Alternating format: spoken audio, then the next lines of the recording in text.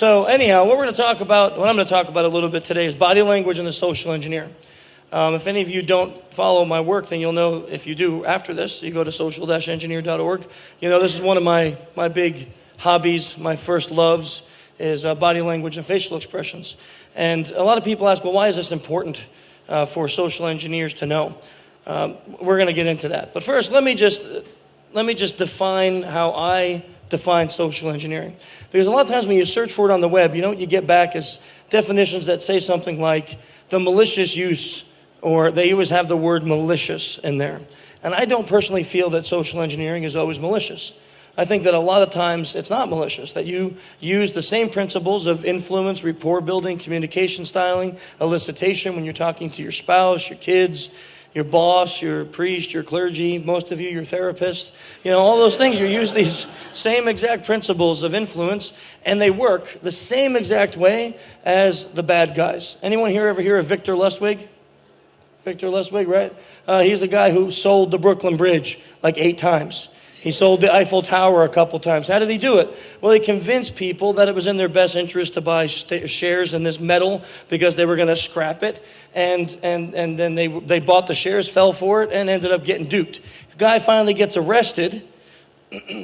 And while he's being walked through the prison to his cell, he sees a window washing bucket, and he grabs a squeegee, puts it in his back pocket. He gets locked in the cell, ties his sheets together. This is not a joke. This is not a cartoon. Throws the sheets out the window and lowers himself while making believe he's washing windows. And he escapes prison because everyone saw him and said, oh, that's the window washer. All of those things, that's malicious side. The same exact ways can be used for the positive side. And we do this all the time. How many of you speak the same way to a cop that you do your wife, husband, mother, or father? No, you don't. Unless you're super respectful to your wife, husband, mother, or father, which that may be true. Yeah, so we don't, right? We have more comfort with those people, so we alter our communication styles, and we're different types of communicators. So today we're going to talk about the one aspect of communication, which is body language. Now, there's some myths out there that we need to talk about first. And when you do research on nonverbal communication, a lot of times you'll see pie charts like this, where they'll say that 65%, 55%, they have all these massive percentages that talk about how much of what we say is nonverbal. The problem with these percentages is that it really depends on the type of communication. If I'm on the phone eliciting information from you, there's a huge difference in my influence upon you based on my nonverbal body language. Does it still apply? Yes, but it's probably not 70, 80, 90, or 50, or 65%. It's probably less, because it will affect my vocal tone and my posture, and those things will all be affected. But it's really not this. So we need to debunk first that these percentages really mean anything, because they don't. So first we want to just say that that's really not the way to understand this type of research. Second is that the words we communicate do have an effect on the people that we say. I always find this one meme funny, you know, because actually this applies to me all the time. All the women that talk to me sound just like Batman. So, yeah. But being able to understand what's not being communicated through words, but what's being communicated through the body, gives you a real big power. It can almost make you seem like you can read minds, because you understand the emotional content from a person, even though they're not saying it to you. And that's a really, really powerful thing to have in your arsenal as a social engineer. But there's so many things to talk about. My favorite picture here, right there. Oh yeah, that's beautiful, right? But there's so many aspects to nonverbal communication, right? We have up here, we have emblems. And this is the use of hand signals, not gestures. They're different. Hand signals that give a whole message out. Right? Anyone here from Brazil? Right? I learned this the hard way. When you do this in Brazil, and I'm saying something pretty derogatory to you. Yes, right. I know. Thank you. But I didn't know that. And I was doing a class in Brazil, and I was like, everything okay? Everything okay? And this woman in the front row reeled back every time I did it. I'm like, maybe I smell bad. I'm going to back up a little. Finally, someone took me aside and said, you're calling her a bad word every time you do this. This is an emblem. It means something. This, you know, the people in the UK, this is like saying F you, right? So these things, we understand emblems, but it's a lot to learn every culture, and they mean things with different cultures. Manipulators. Could be, and you probably saw all of us doing this. I'm standing up here doing this with my ring, rubbing my hands. Why? I'm nervous. It's a manipulator. That's what manipulators mean. We manipulate our clothing, other parts of our body, and it shows our emotional content, whether we're nervous or not. Self-comforting. We do this often when we're stressed, right? We kind of rub our neck, or we see women, they might do this on their neck, or we play with this is self-comforting. And it helps us to relieve tension or stress when we're feeling it. Eye blocking can tell us a lot. Someone doesn't want to see the things that they're talking about. They're nervous, they're sad, they're upset. And then, of course, Dave with his beautiful facial expression. This is what we call lip pursing. This is big nervousness, right? I'm super nervous. I'm not sure if what I'm being asked I should answer. And that's what we see here. And this is my ultimate favorite, genital framing. Once you see this, guys, you'll never unsee it. And this really is a problem, okay? There's nobody here I want a genital frame up front. So, no, I definitely don't want a genital frame bones. Okay, ma'am, I need a volunteer. I'm just kidding. I'm kidding. I'm not going to do it. Oh, look, Mr. X is right up front. Let me genital frame Mr. X. No, okay. So we do this when we frame. You know, we hang our hands here like this. We frame, and this means, look, I'm a virile young male. I got proof. It's right in the frame. You can see it. Everyone can see it. See? And we do this. We don't realize we do it. You'll see guys do this all the time. They hang their hands from their pockets. This is my favorite one. If you had a chair here, you could put your leg up. There's a girl sitting there, and you're like saying, my property, back off. Right? And we see these things all the time. But now this is so much to watch for, isn't it? There's so many things to watch for when you're talking about body language. I didn't start my time. That's awesome. So I have 55 more minutes. I don't. I'm just kidding. I'm not going to do that to you. So when we talk about body language and nonverbals, unless you've been doing it for years, it's hard to say, look, watch for all of these things. And if you see any of them, it means this, and this one means this. So much to think about. So I like to boil it down and simplify it and say, let's just look at two things. Let's just try to focus on two aspects of nonverbal communication instead of all of those. And I love that meme also, because it really is awesome. That was a real hand-in. And that is comfort versus discomfort.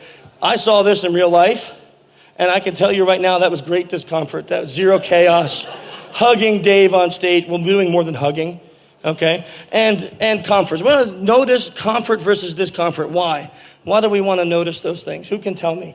Instead of all the other things, the 8, 9 different portions, why is comfort versus discomfort so important? Okay, so he said if someone's comfortable, they'll give you more information. Great. That's perfect. Anything else?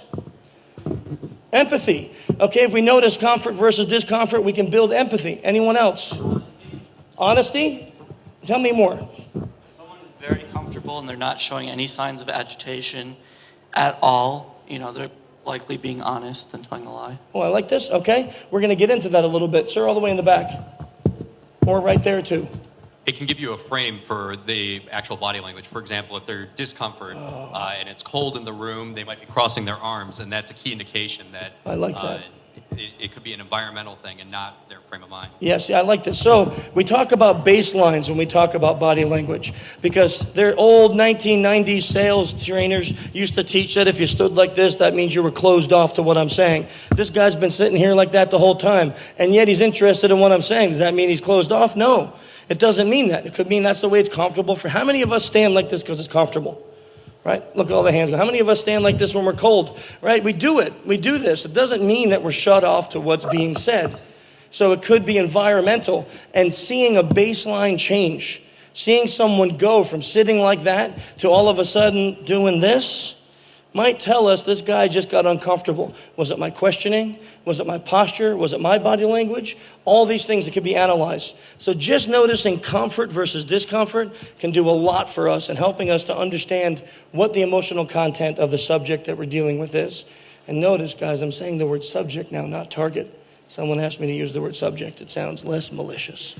So let's talk about 3 aspects of comfort, and that's arm placement, head tilt, and a genuine smile. And these 3 things, you master doing these and reading these can change the way you communicate. No joke. So let's first talk about arm placement.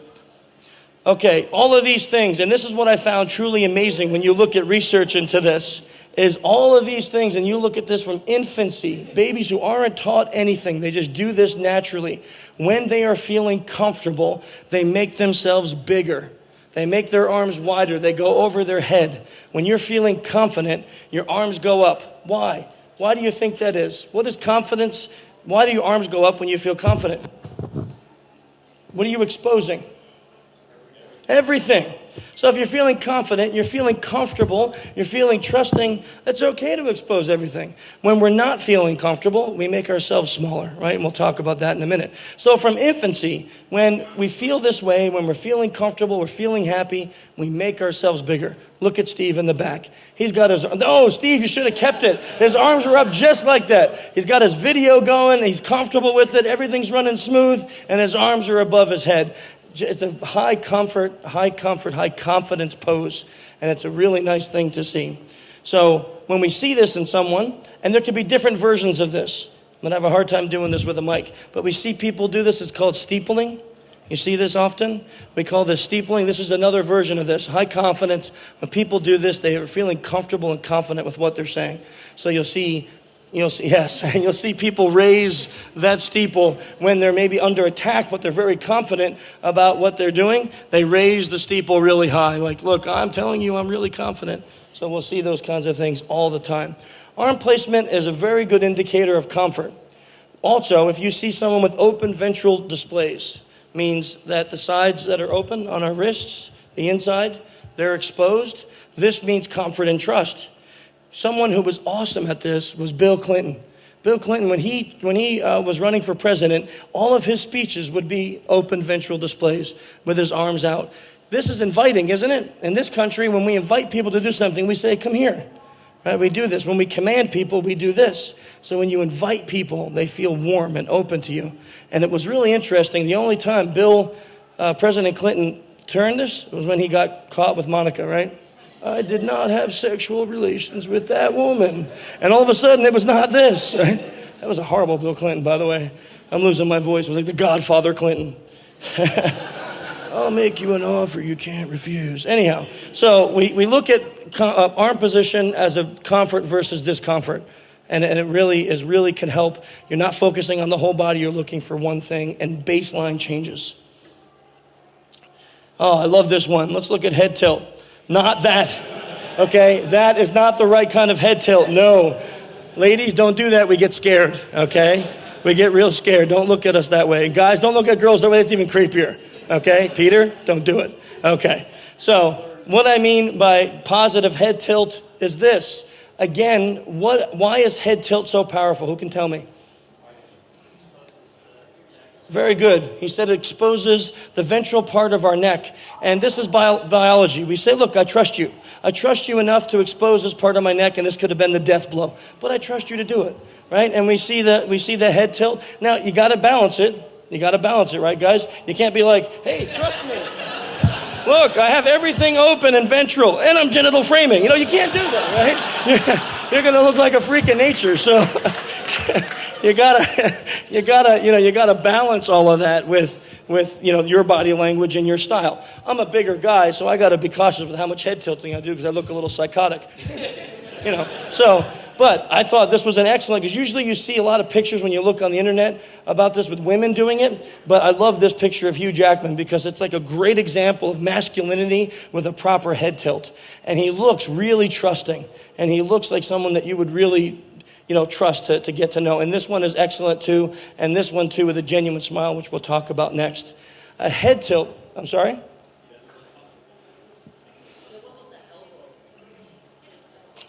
Well, so here's something that's interesting when you're coming about models, is a lot of times they're positioned by their handlers. So it's hard to read modeling pictures. I used it because it was one of the few I can find of a male that was doing a good head tilt.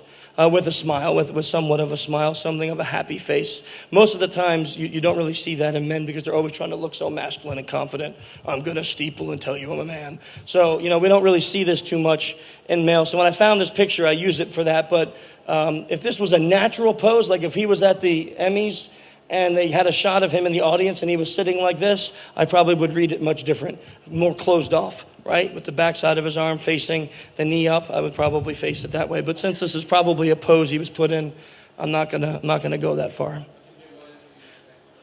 You're gonna model. Mr. X is gonna model for me. That's great. Oh, you can do all genital framing for me, okay? So let's talk then about genuine smile. And this is so important, guys. Who can tell me the difference between a sincere and insincere smile? Let's get someone who hasn't done it yet. You over there, young lady. Your eyes. I love it. So your eyes, when we activate our ocular nerves on the side of our eyes, is what they call crow's feet, then it actually is a genuine smile. There used to be this big philosophy that you couldn't fake it. You couldn't fake a smile. Then in 1885, I think it was, some French scientist, Duchenne, he came up with this great idea to prove that he can make people really smile. So he grabbed a bunch of people and drilled holes in their face and stuck electrodes in their muscles and shocked them with a battery. Love the French, right? And he traveled around the country. Actually, well, we have tons of time. Because look, I'm still at 55 minutes. So I can show you a picture of that if you want to see it. Anybody want to see it? Yeah, this is the way to do a really, okay, here we are, Duchenne, D. There we are. Awesome. And let me bring that over. Yeah. So this is basically what he did. And he walked around shocking the crap out of people's faces just like that. And there's a whole paper. There's a whole paper that he wrote. Of course, this paper by Dr. Ekman, who is my mentor and all this stuff. He's the guy who wrote this paper based on, and I'm down, yes. Is it back? Okay. I'll stop moving things around and doing things like that because of problems like this. Don't touch it, Chris. Don't touch it. Okay, anyhow, that study talks about all the different things that Duchenne did. And what he was able to prove is that he could activate the people's ocular nerves, the nerves on the side of their eyes, which means that we can do it without feeling real happiness. If you practice this, there'll be two benefits. Two benefits. I can count also. I'm Hungarian. I can count to two. 1 and 1. Okay, so when you actually have a genuine smile, the two benefits are, 1, people will trust you more, and 2, you will feel happier. You actually could activate happiness in you by just real smiling, not fake smiling. Fake smile is only your mouth. Real smile is your whole face. You mix that with open ventricles and a head tilt, and people be flocking to you. They'll be throwing themselves at you. Look, this happened. I just did this. And look at all these people at my feet. See? See how amazing that works? Okay, we got to go past all this. Bam, bam. Oh, yeah, don't do that. Yep, bad. Jumping forward. There we are. Okay, great. Now let's look at signs of discomfort. Okay, signs of discomfort being signs of tension, eye blocking, and lips. So our signs of tension are really easy to see. This is great, by the way. So we do these engagements in our 5-day class that we teach, and we send our students out into the wild, and then our last day, we follow them around, and we take pictures of them engaging with complete strangers, and then we analyze their body language. And look at this guy. This is not a student. This is just a stranger in the mall at Caesars, and he looked so uncomfortable. He was rubbing his neck because the guy was leaning into his girlfriend, talking to the girlfriend the whole time, and the guy's like, what's going on? What's happening? No one's talking to me. They're all focusing on my girlfriend. And you could see these signs of discomfort. He was rubbing the neck and the tension out of his neck. Why do we rub our neck? What happens when we feel tense? Guys? Our muscles get tense. I kind of gave the answer away, and none of you got it. You thought there was a trick answer, right? So our muscles get tense, so we rub our neck and our shoulders to kind of relieve some of that tension. We can do other things that are self-confident, like you see people who rub their face a little, or they may rub their neck, or they do this often, and you could see that as signs of tension. Oh yeah, I zoomed in on that one because I thought that was a really epic picture. Other signs of tension, you see, women who cover this. Anyone know what this is called? The little notch at the base of your neck in the middle of your collarbones? Nape is one word. What? A suprasternal notch. Very good try. I always messed it up too. So it's called the suprasternal notch. Anytime you see a picture of a woman who lost her child, like in a mall or on security cameras, if you did, that's what they do. If you look at pictures of pedestrians when the planes hit the towers in 9/11, you see a lot of women doing two things, this and covering their mouth. These are very high signs of discomfort. If you ever, guys, bar tip, you approach a girl in a bar, and as you say your opening line, she does this, go away, you've lost, okay? You just lost. Just turn around and walk away and try someone else. Okay? She's uncomfortable. Or analyze your body language and figure out why. Did you lean into her like this? And she's like, look at this guy, he just reeled back. Another one we see with guys is, the whole neck adjusting. When we get tense, our shirts and collars feel worse than they are. So we start to tug at them and things like that. Okay, another big one to watch for when it comes to discomfort is eye blocking. Eye blocking is really important when you see it in your subjects, because eye blocking means that there's something that's upsetting me and I don't want to see it. Now, here's the big problem that we can all confuse with eye blocking when it comes to social engineering. You see someone do it and you automatically assume it's about you. It's not the case. Eye blocking could be something psychological. It could be something where I'm thinking about something that made me sad. Maybe I really love animals and on the way to work I hit a dog and it really upsets me. And I just happen to be thinking about it when you walk into my office to try to SE me. And I'm sitting there doing this. It doesn't necessarily mean it's about you. It could be that I was thinking about some sad event that just occurred in my life. Yes, ma'am. So then maybe that woman at the bar is upset about something else. Okay. So the comment was maybe the woman at the bar is upset about something else. And that's a good thing to read. So here's how we discern the difference. If you walk up to her and she's looking all great and confident and happy, and you say your opening line, which do you think is going to be so smooth, and she goes, no, it's not about something else. It's about you and you should back up, okay? But if you walk up to her and she's sitting there doing this, yeah, maybe she's just upset about something else, right? So you want to watch for multiple things and not always judge the book by its cover, but that's a great point. So thank you for bringing it up. Lips is another huge one because we can watch it easily. This is a nice one because we don't have to be pros to look for these. The lips and lip anxiety can tell us a lot of things about how a person is feeling. You see people who lick their lips a lot. It's kind of a way of word blocking, like maybe I want to say something or I don't want to say something, I'm not really sure, so you lick your lips. Lip pursing, this one down here, excellent picture of that. That's a big facial anxiety expression. If you see that in someone, let's paint a picture. You walk into the front desk, you ask for your request, and you see someone do that. What's happening? Thank you, Natalie, you just puckered your lips at me. What do you think that's saying? Okay, so let's not read into the emotion, but something is being masked, because I like that, yes? Okay, maybe. What else? Any other guesses? Okay, so what the gentleman over here said is whatever I did or asked is causing some difficulty for them. And that's great, because that's exactly what's happening. He's processing my request and wondering if he should really honor it. If we see that, we may have made the request either too strong, or we just need to give that guy some time to process, or depending on what else is happening around us, we may need to soften that request so they can honor it. Yep. Exactly. So just back up a little, have some chit chat, build some more rapport. We definitely don't want to see this kind of expression in our targets. We see that there's some anxiety there, and the anxiety is not good. Okay, and this one, which is really hard to see on this screen, but Bill Clinton's doing that lower lip bite, which is very similar to where someone asks us a question and we don't want to answer it, not really sure if this question should be answered. So we kind of bite our lip. It's kind of like saying, I really don't want to do that. And one that I didn't, but Natalie did it for me, is the lip pucker. Any of us have kids here?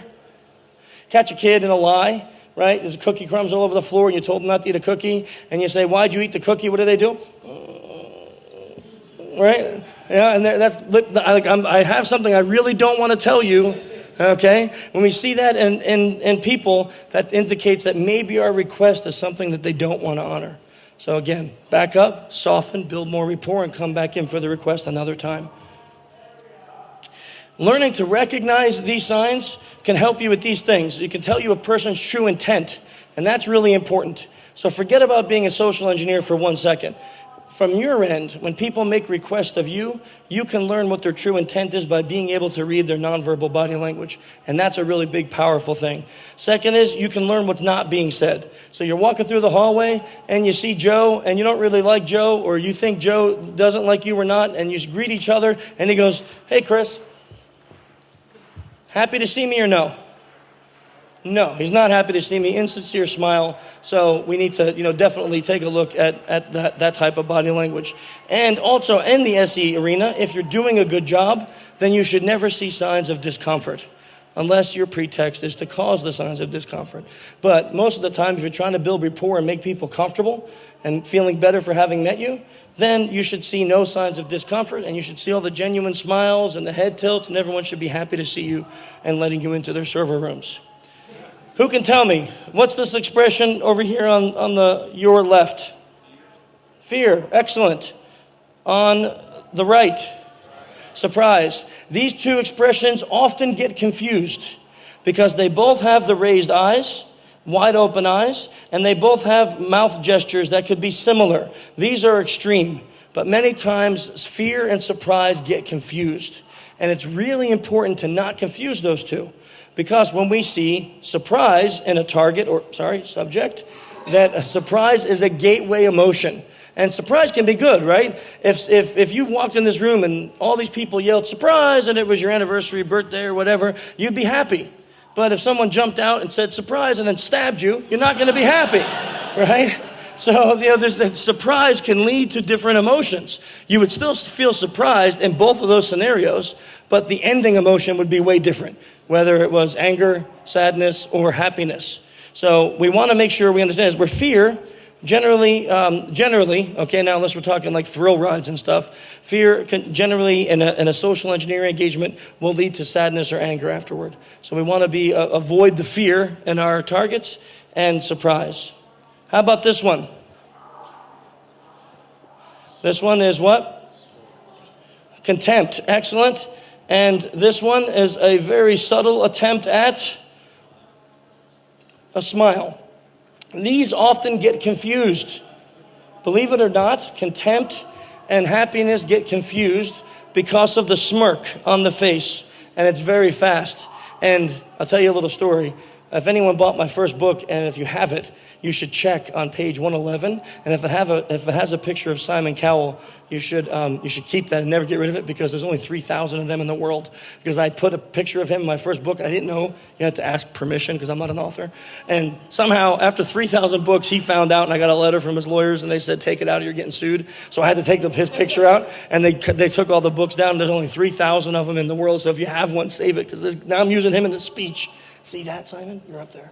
Okay, so these get confused often, contempt and happiness. Huge differences in between them. Contempt is what? I'm sorry? Yes, moral superiority. So if you feel morally superior to your subject, or your subject feels that about you, you have lost.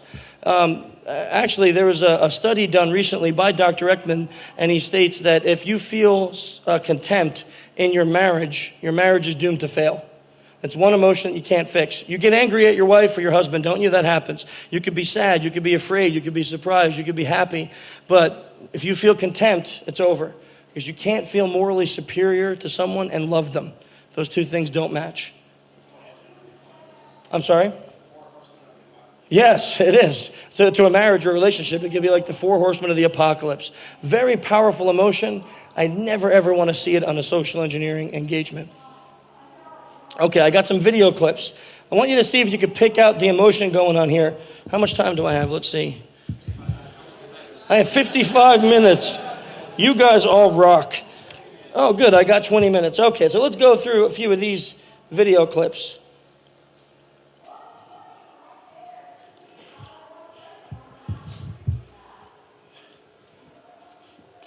Hang on. Epic fail.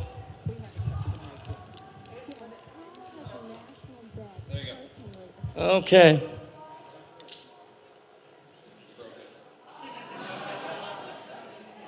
Okay, so this is a really grainy video. Yes, my sound guy comes to help me. And the grainy video is not that great, but there's a couple really key things. So this is Bush Sr.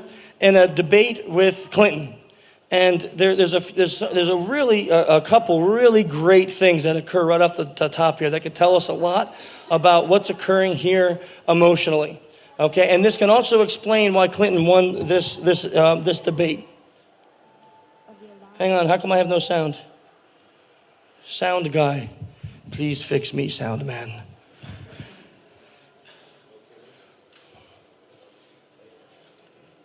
And if it hasn't, how can you honestly... Okay, we missed it. There's something that happened right in the beginning, so let me back up now that we got all of our technical difficulties arranged. Okay, so this debate is the part of the debate where people in the audience can ask questions. Okay, so please watch Bush right from the beginning. We have a question right here. Yes, how has it... Anyone miss it? Okay, did you miss it? So she says, we have a question right here. And as Bush gets up, he does this. What does that tell you? You ask me a question, and instead of looking at you and answering it, I go, what am I more concerned about?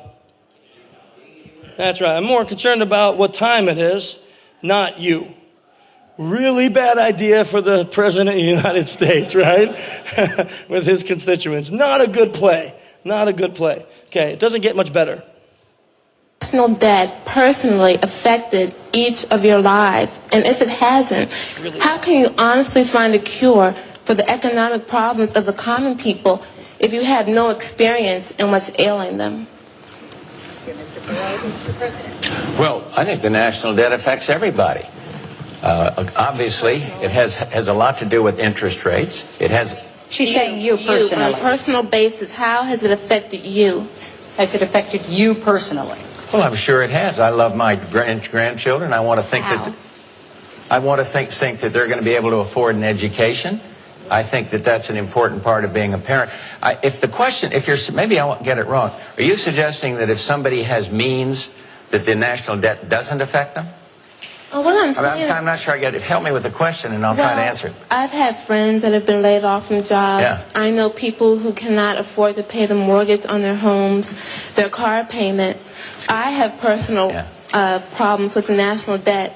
But how has it affected you? And if you have no experience in it, how can you help us if you don't know what we're I feeling? think she means more the recession, the economic problems today the country faces rather than the deficit. You ought to be in the White House for a day and hear what I hear and see what I see and read the mail I read and touch the people that I touch from time to time. I was in the Lomax AME Church.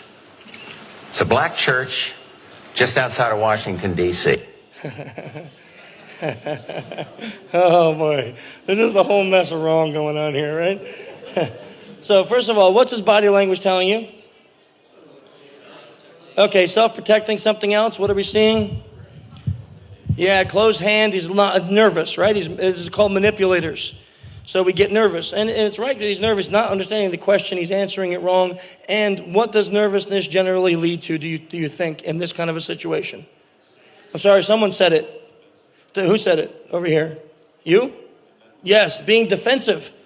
And that's what happens. He got nervous, so he started to defend his position.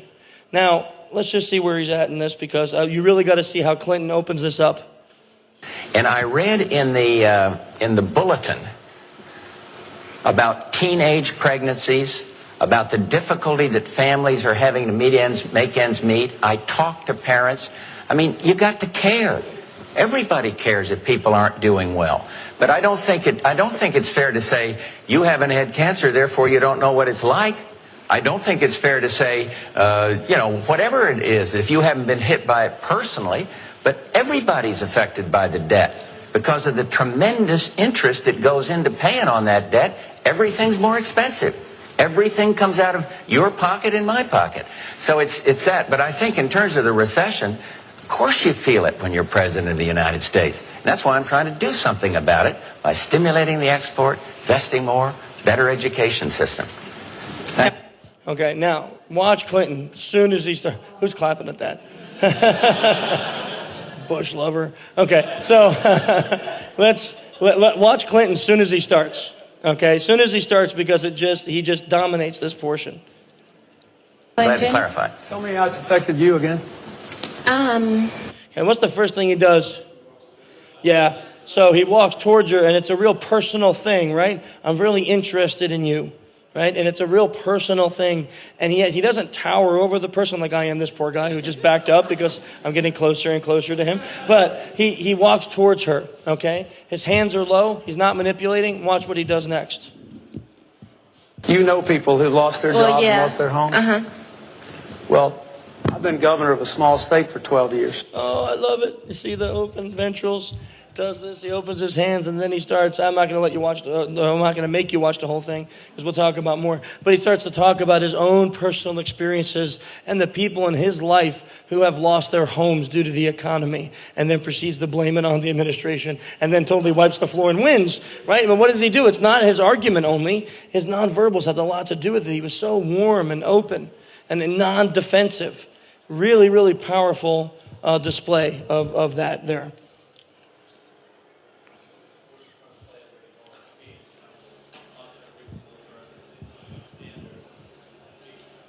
Repeat the first part. I'm sorry, I didn't hear you. Yeah. Right. So the point he was making is it looked like a little more staged with President Bush, like where he was walking and kind of trying to do the thing and talk about the things he was doing in government. Whereas as Bill Clinton, he basically came out and said, I've been affected like you. We're part of that tribe now, right? We're part of that same tribe because I've had the same problems you have, and I can understand. And that makes people feel really warm and open. Here's one more video clip that we'll watch. Anyone know Russell Brand? Russell Brand, this guy's nuts, right? He's off the hook. Well, he was on the show called The Morning Joe. It's just, okay, you know this clip? Oh, this is the most epic clip ever because there's so much uncomfort. This is like the fail bus all the way home. I love this clip.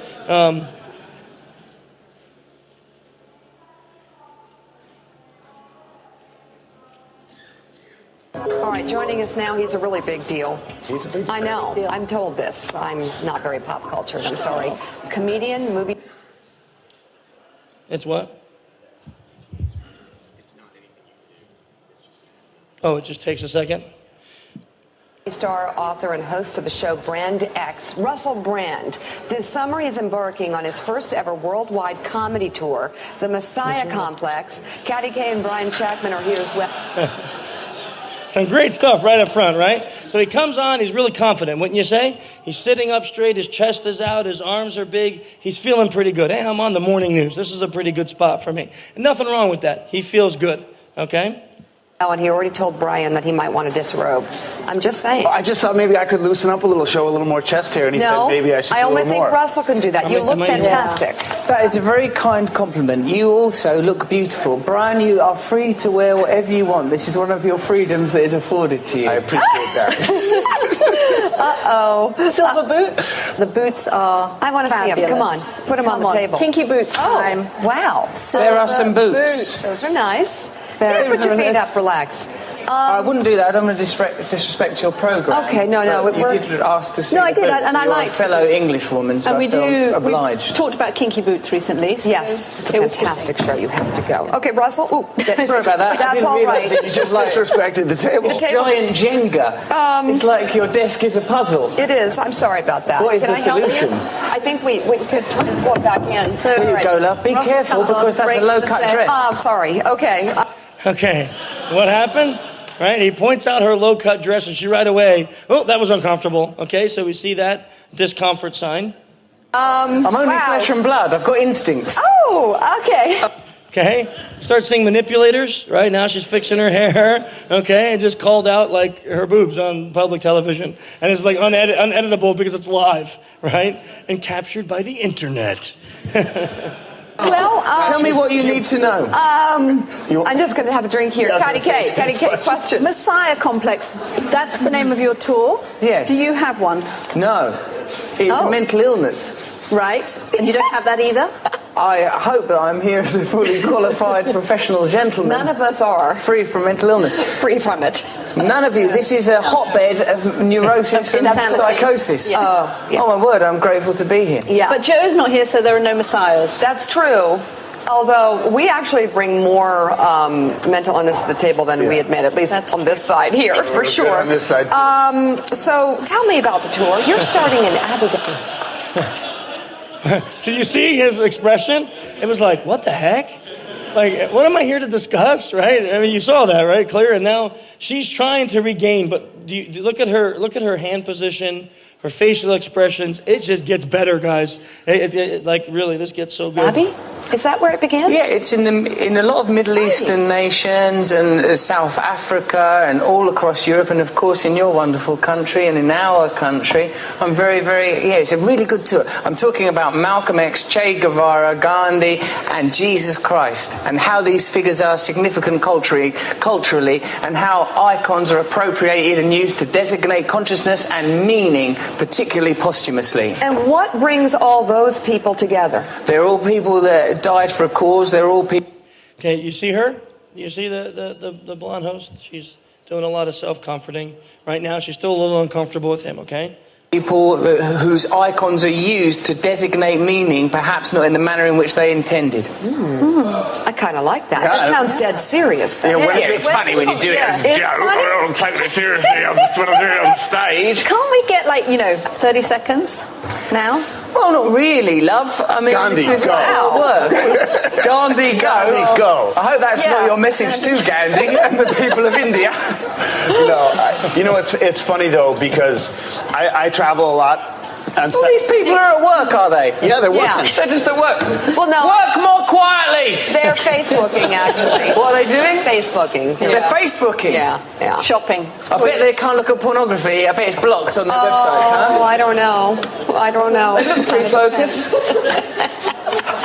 But they're allowed to look at, if they wanted to, they can tweet, they can Facebook. Yeah? They have to, that's part of They're their probably job. tweeting right now. They're tweeting themselves senseless back there. Yeah. Lovely. That's to create the atmosphere of we're a hotbed of news. It's a working news. Yeah. They're actually actors. They're all fully qualified rented actors. Yeah. They're all just now looking for acting work. So people, you have a pretty broad range here. I'm going to ask a serious question. Can I try? I'll try. Try. It's never going to work. I'll try. Go ahead. Everyone asks, what do you like better, TV, movies, or stand-up? But which one's more difficult? I mean, going on stage, I think, is probably pretty tough. A movie can be boring because you shoot a thing 100 times. TV is what it is. There are challenges. Is that a real smile or not? No, not a real smile, right? Okay. Yeah, exactly. He was like, yeah, really, you're going to ask me that question? In all of those different disciplines. The thing I enjoy most... He's like, I'm a stand-up comic. What kind of a dumb question is this, right? It's stand-up comedy because you're direct with your audience. You can't be misinterpreted. People can't get confused. You know what happens if you work in media? People like to change the information so that it suits a particular agenda. If you're in a room with people, then what you're saying is clear. If you say something that people are confused about, you can explain it to them then. If you say something as a joke, people can't pretend that you're saying it seriously. So I like having direct communication with people because I believe people are very, very intelligent, but the information gets manipulated a lot and people like to cause fake stirs and stuff. Funny, the accent, when I see him in person, it's totally fine. Forgetting Sarah Marshall or the TV show, it's fine. But on satellite radio in the car, I can't understand a single joke you say. You can't understand it. Can you understand me? Yes, but I'm telling you, when I'm driving in the car and everyone's laughing in the audience of the radio, I'm like, I have no idea what he's saying. It's best you focus on your driving, Brian. You're a man, you don't want to be distracted by humour. You might crash into a pedestrian. Okay. So it's a good thing. I think it's probably for the best. It's pretty clear, right? What's going on here? Okay. I just wish we could watch this forever. This is my first brand experience. Yeah. I think it's not listening to him. It's experience. It's just sort of taking it all in. You are talking about me as if I'm not here and as if I'm an extraterrestrial. I'm from a country that's near to you. Window dummy. What's the expression? Fear. Fear. Bad things are occurring right now. Bad things are occurring, okay? Just sort of admiring the whole, it's the whole thing, isn't it? Well, thank you for your casual objectification. It's an experience. I'm glad that it is positive for you. It's very positive, absolutely. Any other questions? I'm a little nervous. You've become nervous. Why are you nervous? Really? You're a powerful woman. You've got a lovely job. What seems to be the trouble? I don't know. You've got hair like Princess Diana. Oh, wow. Okay. Well, I've never when she was alive, I wasn't being offensive. Here's a little subtext. Yes. She's physically pulling herself away from him. I mean, physically, holy crap, I'm nervous. And look, she's across the studio. Petrified of her. And you have her on her heels. She's just moved down the other I absolutely love this. Keep Willie, What seems to be the trouble, love? No, I'm good. Well, now we're going to do a bit of therapy. Would you do therapy with Willie Brandt? With who? Willie Brandt. Would you do therapy with him? I don't Because that's where he's heading. Okay. I'm all right. Yeah. You shouldn't say he when a person is present. You should refer to the person by their name. That's basic good manners. That is where Willie is heading. Who is Willie? I don't know. Okay, Russell. She just realized she messed up his name. His name is Russell. She's calling him Willie to his face. This is like, this just can't get worse, right? Russell Brand. Is this what you all do for a living? Yes. I'm here to. Okay, well, let me help you.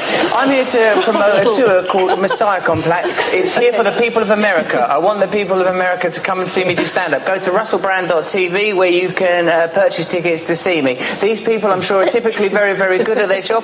What is it? You're conveying news to the people of America. People of America, we're going to be okay. Everything's all right. These are your trusted anchors. Leaning.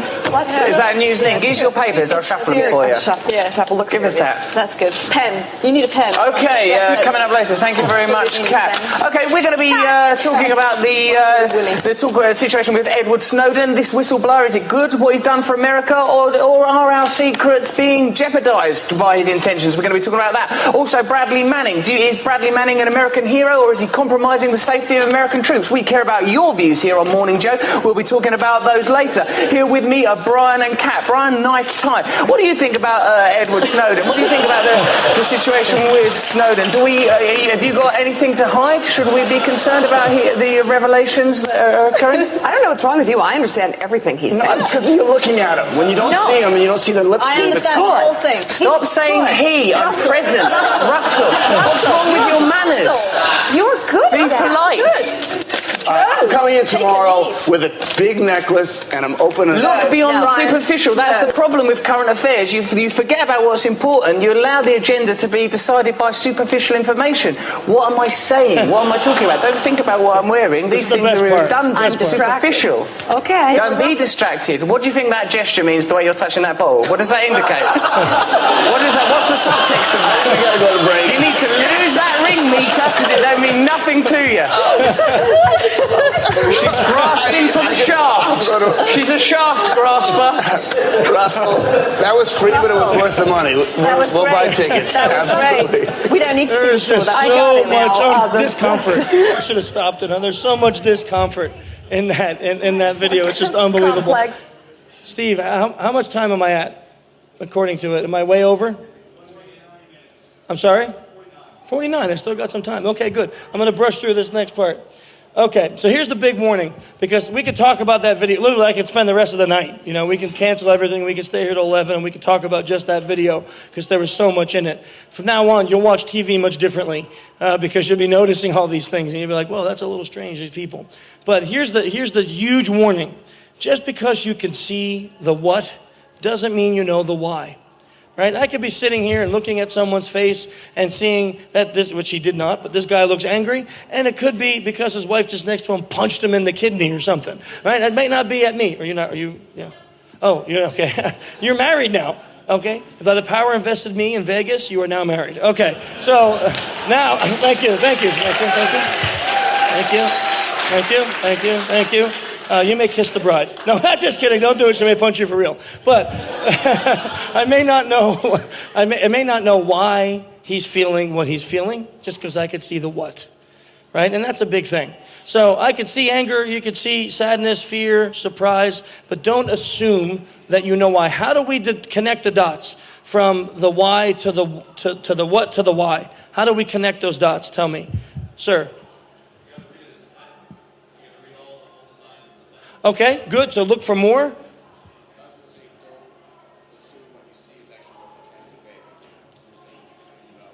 Okay, so don't make assumptions. Very important point.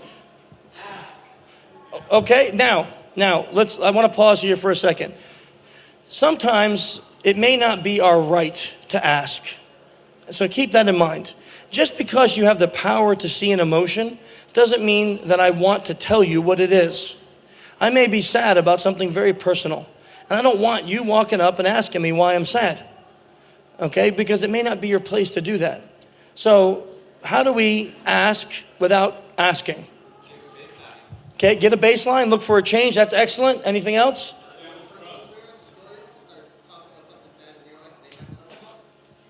let's not go that direction. That may not work as good. We may add to the sadness, sir.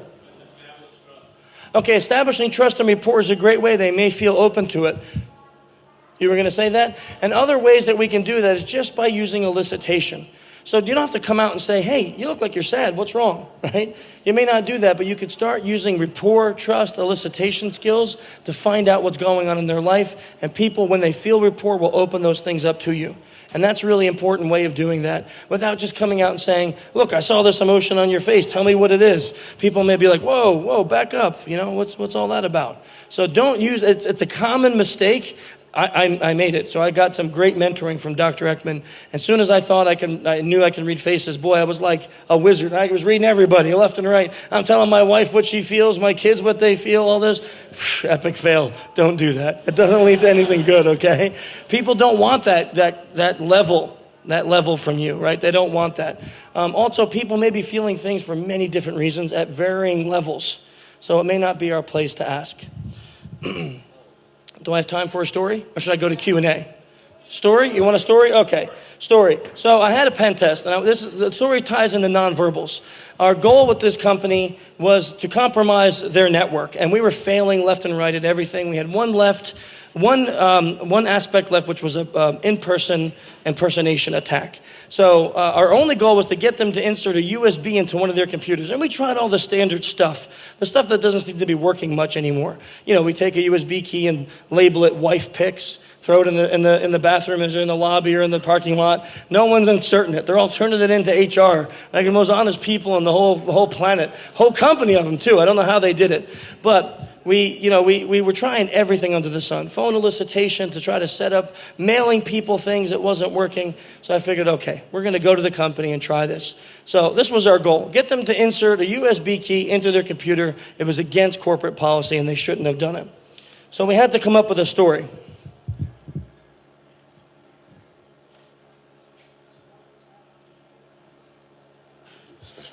Okay, one moment, folks. I know this is really odd, but bear with me. This may be worth it. I think it is.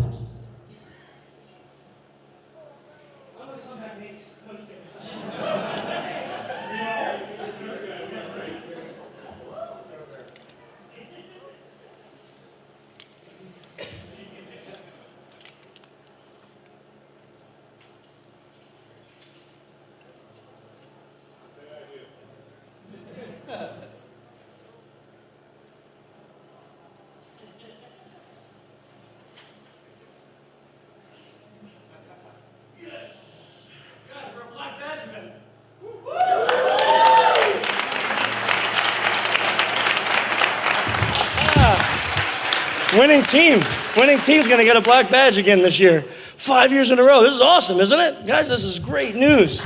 Great news. Schmooze operators. SCCTF is a black badge event. We have won a black badge for our first place winner in the SCCTF. That's huge news. Big deal for us. DEF CON did it different this year. They didn't tell us anyone up front, and they told us we're not allowed to promote if we're a black badge event or not until we were told. So this was the time to know, and that is huge for us. And you know what did it, guys? It's you guys. Because there were lines in this place all weekend, standing outside, and DEF CON kept coming and saying, look, we're sorry, we couldn't give you a bigger room. They were getting complaints from people that they had to stand in line to get in here. So thank you, seriously. I know we're taking time for sort of, thank you. Thank you. Yeah. Yeah, it's huge. You hugging? Oh, okay. Oh, that was it. I thought he actually had something else to tell me. Okay, so back to the story. You remember where we were? USB key and computer. So I put on a suit and tie, no jacket, shirt and tie. I drive to the office, and I have this manila envelope full of resumes and a USB key that has 2 Word documents on it. One is real and one is not. And I pull into the driveway, and I pour my whole cup of coffee all over my resumes. Soak them completely. Now I'm going to walk into the front desk. I walk into the desk. I'm carrying my papers. Woman sees me carrying dripping wet papers. What do you think she says? What happened? Oh, honey, what happened? This looks bad. So I quickly scan her desk. She's got a picture of 3 little kids playing with a little cat, little kitten. You know, it looks like her 3 kids, grandkids, something like that. I'm not sure they're related to her. You can see by the way the picture was positioned, they're playing with a cat. So I say, I was driving here for a job interview. I got like in 15 minutes and a cat ran out in front of me. I didn't want to kill it because I love cats so much. I did not have sex with that woman, right? Okay, palms up, palms up. I love cats so much, and I didn't want to hit it, so I slammed on my brakes, and my coffee fell out of my hand all over my car, soaked my last good batch of resumes. And she's like, oh no, what are you gonna do? I'm like, I don't know. I looked for a place to print them. I gotta be in that interview in like 10 minutes now. I got nothing to do. I was wondering, like before I go in, can you print me a copy? She's like, yeah, sure, no problem. Takes my USB key, slaps it in. Now, for this to work, tell me what expression I had to show. Joy. No. Epic fail. Not a social engineer. Sadness. Now, there's degrees of sadness. There's degrees, right? So if I walked in and was like, oh, God. What? Right? That would be to the extreme degree. And then what happens is the lady's like, holy mackerel, psycho in the lobby, security, right? So you have to show the proper degree of sadness. Now, what's really interesting is, I know, that's my daughter, isn't it terrible? She's so... But this is crazy. Only 5% of the people on Earth, according to research from microexpression experts, say that they can produce this expression perfectly without feeling sad. And my daughter's one of them. So it's like, I'm screwed. I am so screwed. Like, I need to lock her in a closet for the next 35 years, you know? It's like she can do this like perfectly. And it's this eyebrow. It's the eyebrow thing. This is what builds empathetic link between two people. It's being able to produce the eyebrow link in sadness. It's not this. It's not this. It's just this really quick 2 eyebrows coming together and going up a little bit, and it creates empathy between 2 people. If you can master that, boy, you can do anything as a social engineer. That expression had to occur. Now, on the USB key, we had Word Doc 1 and Word Doc 2. One was maliciously encoded, and it wasn't a malware or anything. It was just lead back to a server that gave them interpreter reverse shell, right? Nothing terrible. And the second one was an actual Word document. So she clicks the first one, the one I told her, click that first one. That's my updated resume, and it's crashing, crashing Word. Thank you. And then I get a little text message from my buddy. He says, "Shell." Yes. And she's like, "It's not working." I'm like, "Try the second one. It's not really up to date, but it will work." And that one works. She prints one out, and then she says, "We got to get you into your interview. Who are you meeting with?" And I say, "I'm meeting with Sally from ABC Company." And she goes, "ABC? This is XYZ. ABC's next door." And I'm like, "Oh no, I'm in the wrong place. I gotta go." And this woman now, because I had built such a strong link with her, that was really my target, it really was, but I didn't want to have to go see HR because I had no appointment. She walks me out the door, taking me into the other company. I'm like, oh crap, I can't really go in there. I don't have an appointment there either. So I'm like, you know what? You've been so awesome. And I'm just like stressed. I'm going to take 5 minutes to go breathe in my car and then go to my appointment. She's like, "Oh, that's a good idea. You do that, honey." And she's hugging me and like, "It will get better." And I'm like, "Thank you." Not for you. So.